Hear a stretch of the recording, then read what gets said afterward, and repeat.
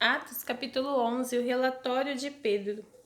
Os apóstolos e os outros seguidores de Jesus em toda a região da Judéia souberam que os não-judeus também haviam recebido a palavra de Deus. Quando Pedro voltou para Jerusalém, aqueles que queriam que os não-judeus fossem circuncidados o criticaram, dizendo: Você ficou hospedado na casa de homens que não são circuncidados e até tomou refeições com eles. Então Pedro deu um relatório completo de tudo o que havia acontecido, desde o começo. Ele disse: Eu estava na cidade de Jope e lá, enquanto estava orando, tive uma visão. Vi uma coisa parecida com um grande lençol que baixou do céu, amarrado pelas 4 pontas, e parou perto de mim. Eu olhei para dentro daquilo com atenção e vi animais domésticos, animais selvagens, animais que se arrastam pelo chão e aves. Depois ouvi uma voz que me dizia: Pedro, levante-se, mate e coma. Eu respondi: Isso não, Senhor. Eu nunca comi nenhuma coisa que a lei considera suja ou impura. Então a voz falou de novo do céu: Não chame de impuro aquilo que Deus purificou. Isso aconteceu 3 vezes, e depois tudo aquilo voltou para o céu. Justamente naquela hora, 3 homens que tinham sido mandados de Cesareia para me buscar chegaram à casa onde eu estava hospedado. E o Espírito de Deus me disse que fosse com eles sem duvidar. Estes 6 irmãos da cidade de Jope também foram comigo, e todos nós entramos na casa de Cornélio. Então ele nos contou como viu na casa dele um anjo em pé, que lhe disse: Mande alguém a Jope para buscar Simão, que também é chamado de Pedro. Ele vai dizer como você e toda a sua família podem ser salvos. E Pedro continuou: Quando comecei a falar, o Espírito Santo veio sobre eles, como tinha vindo sobre nós no princípio. Aí eu lembrei que o Senhor Jesus tinha dito: É verdade que João batizou com água, mas vocês serão batizados com o Espírito Santo. De fato, os não-judeus receberam de Deus o mesmo dom que nós recebemos quando cremos no Senhor Jesus Cristo. E quem era eu para ir contra Deus? Quando ouviram isso, eles ficaram sem ter o que dizer e louvaram a Deus, dizendo: Então Deus deu também aos não-judeus a oportunidade de se arrependerem e ganharem a vida eterna. A Igreja de Antioquia. Os seguidores de Jesus foram espalhados pela perseguição que havia começado com a morte de Estevão. Alguns foram até a região da Fenícia, a ilha de Chipre e a cidade de Antioquia, e anunciavam a palavra de Deus somente aos judeus.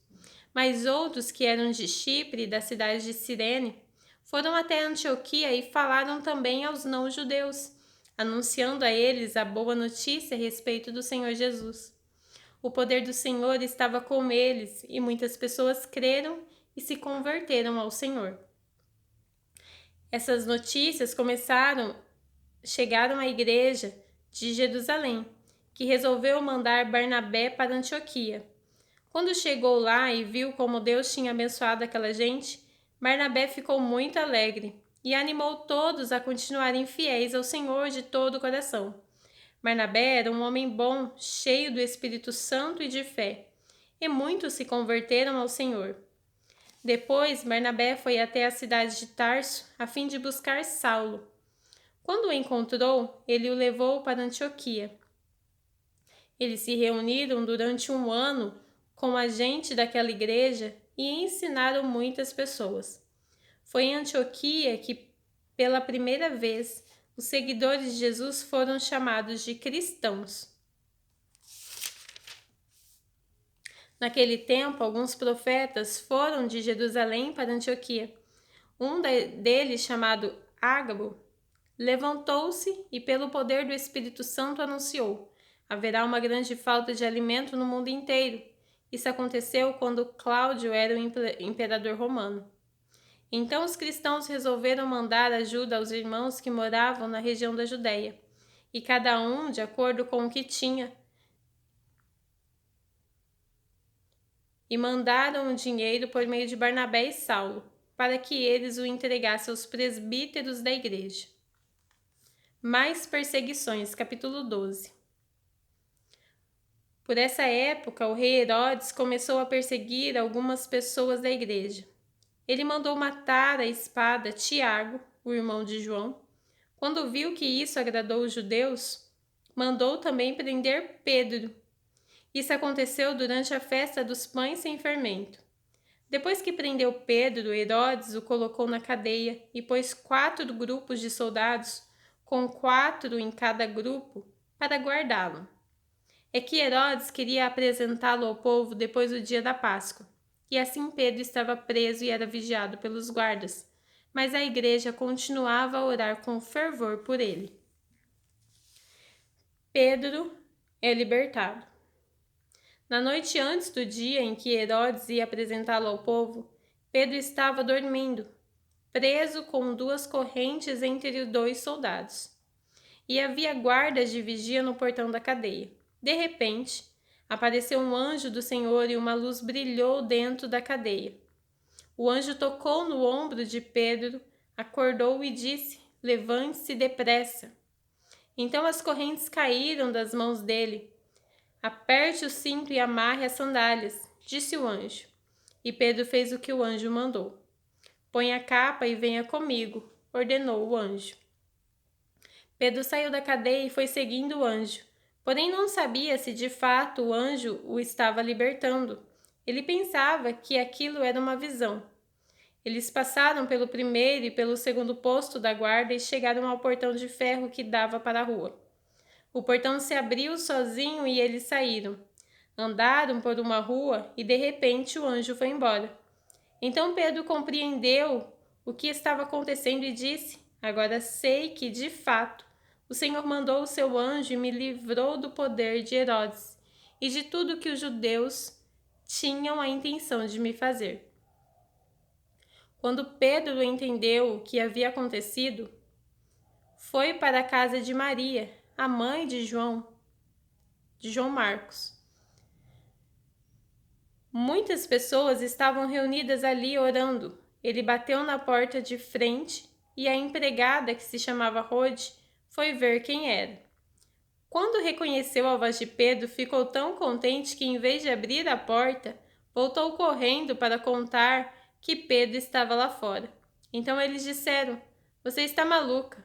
Porém ela insistiu que era verdade. Aí eles disseram: "É o anjo dele." Enquanto isso, Pedro continuava batendo. Finalmente eles abriram a porta e, quando viram que era Pedro mesmo, ficaram muito assustados. Ele fez um sinal com a mão para que ficassem quietos e contou como o Senhor o tinha tirado da prisão. "Contem isso a Tiago e aos outros irmãos", disse ele. Em seguida saiu dali e foi para outro lugar. Quando amanheceu, houve uma grande confusão entre os soldados, pois eles não sabiam o que tinha acontecido com Pedro. Herodes mandou que o procurassem, mas não o acharam. Então, depois de fazer perguntas aos guardas, mandou matá-los. Depois disso, Herodes saiu da região da Judéia e ficou algum tempo na cidade de Cesareia. A morte de Herodes. O rei Herodes estava com muita raiva dos moradores da cidade de Tiro e de Sidom. Então eles formaram um grupo e foram falar com Herodes. Primeiro conseguiram o apoio de Blasto, que era um alto funcionário do palácio. Aí pediram ao rei Herodes que fizesse as pazes com eles, pois os alimentos que a região deles recebia vinha do país do rei. Herodes marcou um dia com eles e nesse dia vestiu a sua roupa de rei. Sentou-se no trono e começou a fazer um discurso. E o povo gritava: "É um Deus e não um homem que está falando." No mesmo instante, um anjo do Senhor feriu Herodes, pois ele aceitou a honra que só Deus merece, e ele morreu comido por vermes. Porém, a palavra de Deus era anunciada em toda parte e ia se espalhando. Barnabé e Saulo terminaram o seu trabalho e voltaram para Jerusalém, trazendo João Marcos consigo.